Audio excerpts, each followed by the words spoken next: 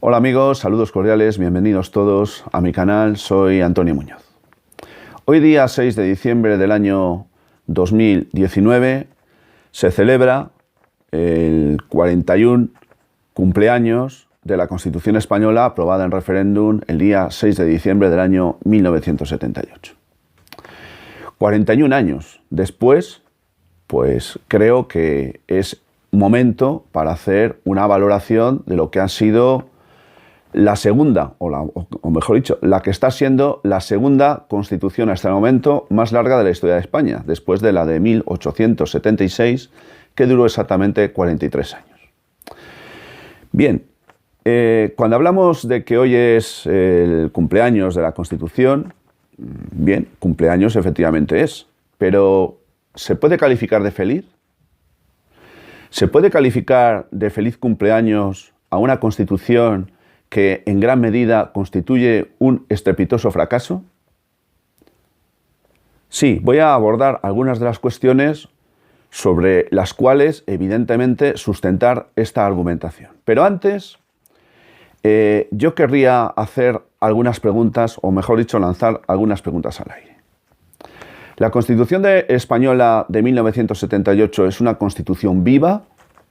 ¿Es una Constitución actual? ¿O por el contrario es una Constitución caduca y trasnochada? ¿Es una Constitución criogenizada?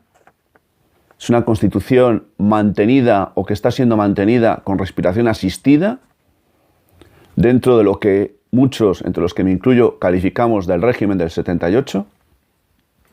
¿Se puede calificar a la Constitución que rige los designios de este país, al menos hasta el momento, como una Constitución puramente democrática? ¿Una Constitución nacida de un poder constituyente? ¿O por el contrario hay que sostener más bien la tesis contraria? ¿Se puede hablar de una Constitución libremente aceptada y constituida, o mejor dicho, elaborada en su momento, en el año 78 y prolegómenos, lógicamente, como una Constitución libre cuando el río de sables era estruendoso en este país? ¿Se puede hablar de que esta Constitución, elaborada en aquel tiempo, han pasado muchos años desde entonces, pero en aquel tiempo fue una Constitución generada libremente? Yo creo que no. La demostración palpable la tenemos en el intento de golpe de Estado del 23F de 1981 y los intentos o intentonas fallidas también que tuvieron lugar poco tiempo antes. Pero claro, aquel tiempo era un tiempo difícil, es cierto, pero es que ha pasado mucho tiempo. Y aquí nada ni nadie se plantea la posibilidad de que a lo mejor esta Constitución ya no tiene sentido, ya no tiene cabida, ya no es actual, ya los tiempos la han superado y que a lo mejor hay que hacer otra y a lo mejor hay que darle al pueblo el poder constituyente de elaborar una nueva Constitución que incorpore todos los elementos, incluido también la forma de Estado. Y no digamos el tema territorial, la cuestión territorial. Se dijo en su momento que esta Constitución sería un éxito o un fracaso dependiendo si la organización territorial funcionase o dejase de funcionar. Es verdad que durante un tiempo, para bien o para mal, pues el tema territorial ha sido zanjado, entre comillas, pero es evidente que hoy por hoy la Constitución española no tiene herramientas de ninguna naturaleza para solventar un dilema y un problema gravísimo que tiene en Cataluña. No se puede decir que el día de hoy sea un feliz cumpleaños, porque hay una buena parte de la ciudadanía española que no considera para nada que esta sea su Constitución, ni que la quiera para nada, y ni siquiera la respete. De hecho, en el baile de modelitos a que nos tienen acostumbrados los diferentes representantes de la sociedad más granada de este país, donde tenemos a políticos, donde tenemos a representantes del aparato judicial, del estamento militar y eclesiástico, de los diferentes medios de desinformación, de las distintas poderes fácticos como son la banca, como pueden ser también los sindicatos del régimen, que nunca faltan a una efemérides como la actual. Bueno, dentro de todo este baile, de todo este esperpento, porque es lo que es, de estos discursos baratos, de todos estos, besamanos, historias por el estilo, que, bueno, algunos todavía pues tienen, el coraje de poder ver, otros ya hace tiempo que hemos decidido no hacerlo. Bueno, pues dentro de todo esta parafernalia teatral, donde unos y otros, pues hacen lo que hacen porque no dan para más, se les puede calificar a muchos de ellos de auténticos sátrapas, de psicópatas.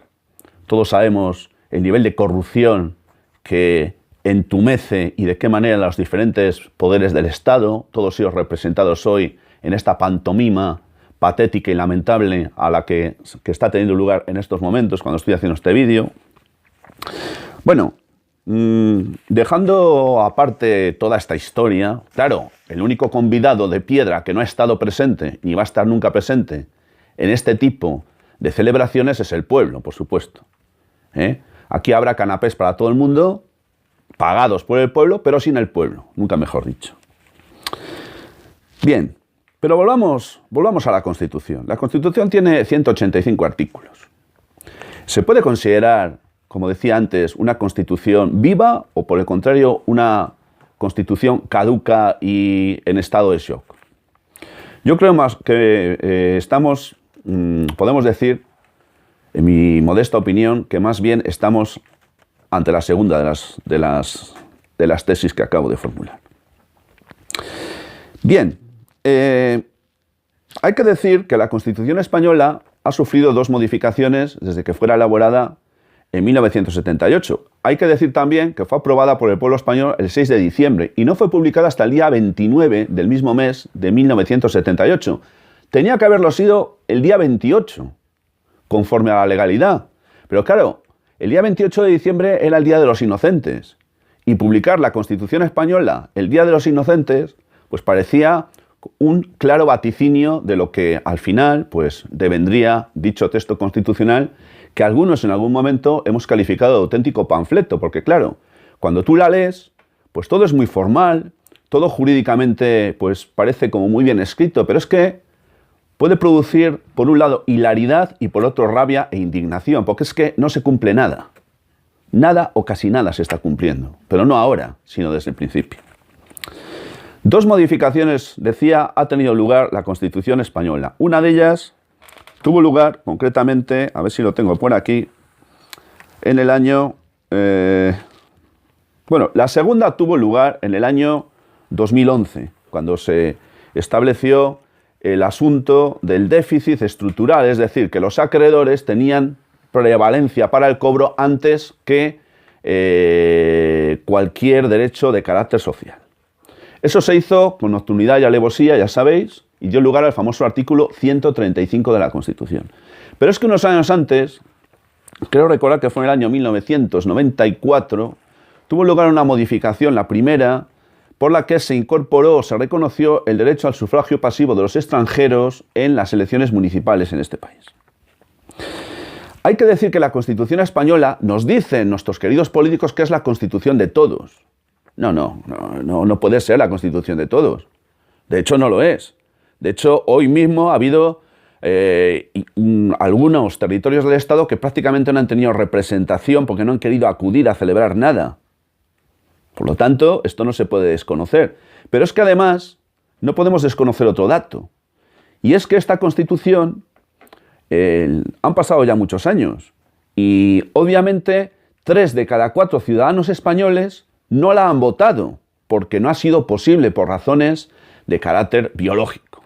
Por lo tanto, ¿se puede sostener eso de que sigue siendo la Constitución de todos, la Constitución votada por todos? No, para nada. No es la Constitución votada por todos. Personalmente tenía 16 años en el año 1978 y por tanto no pude votar. Por lo tanto, bueno, más allá de lo que yo opine sobre la Constitución y sobre el Estado y todas estas cosas que los que me seguís lo conocéis muy bien, al menos yo creo que no se puede hablar de una constitución viva a una constitución que está rigiendo los designios de una gran parte de la población sin que esa población haya tenido la menor oportunidad de pronunciarse sobre si esta constitución le gusta o le deja de gustar.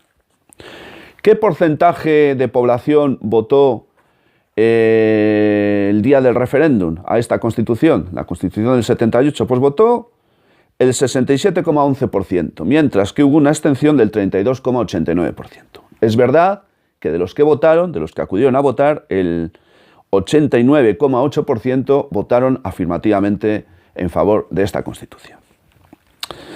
Pero fijaros, yo voy a plantear aquí una cuestión que creo muy importante. A mi juicio, y siguiendo, es verdad, porque siempre he sido un gran admirador de Antonio García Trevijano, yo, igual que él, sostengo la tesis de que esta Constitución no se puede considerar como una Constitución democrática. Y no se puede considerar como una Constitución originariamente democrática porque no ha habido un poder constituyente de la que emanase la norma fundamental. ¿Qué es lo que quiero decir con esto?